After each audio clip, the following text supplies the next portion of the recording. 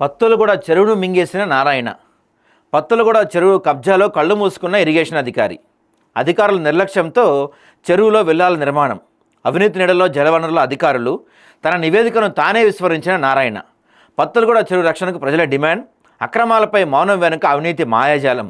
ACB దర్యాప్తు చేయాలంటూ స్థానికుల విజ్ఞప్తి. ఎంతగా దారుణమైన పరిస్థితి అంటే ఇదంతా కూడా ఎఫ్టీఎల్ బఫర్ జోన్లోకి వస్తుందని చెప్పి ఈ నారాయణే ఒక నివేదిక ఇచ్చాడు. ఆ నారాయణ ఇప్పుడు మళ్ళీ ఇవి కడుతుంటే ఇవి కన్స్ట్రక్షన్స్ అయిపోతుంటే కూడా కళ్ళు మూసుకొని కూర్చున్నాడు. మరి మనం గతంలో రాసాం బరి తెగించిన ఇరిగేషన్ అని చెప్పి, ఇరిగేషన్ అధికారి అని చెప్పి మనం గతంలో రాసాం దీని గురించి. అయినా ఎటువంటి మూమెంట్ లేదు.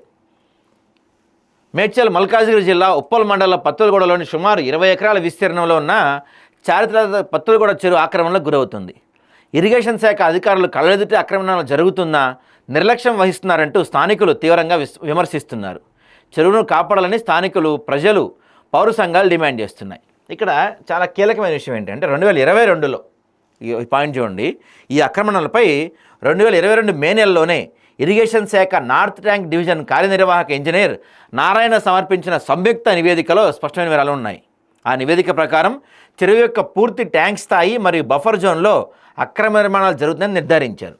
కానీ నివేదికను పక్కన పెట్టి ఎటువంటి చర్యలు తీసుకోకపోవటం అధికారుల బాధ్యత రహిత నిదర్శనంగా నిలుస్తుంది. ఒకసారి చూడండి, ఆయనే చక్కగా ఇక్కడ